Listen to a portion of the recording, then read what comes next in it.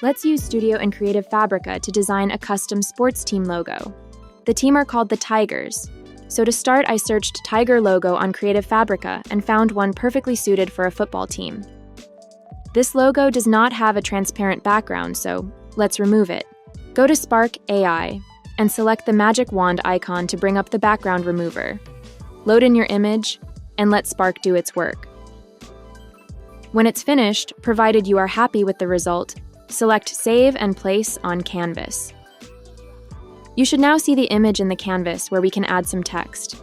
This took a little experimenting to get right, but ultimately I ended up choosing a slab font with thick letters, stylized in italics. For the subheading, I chose something a little lighter to contrast the main title. Lastly, I added a second subheading above the main logo for an added bit of detail and used an arc transformer to warp the text to the curve of the tiger's head. Have fun and experiment with your own designs and combinations. Make sure to like and follow for more quick tips. Studio, go beyond ordinary.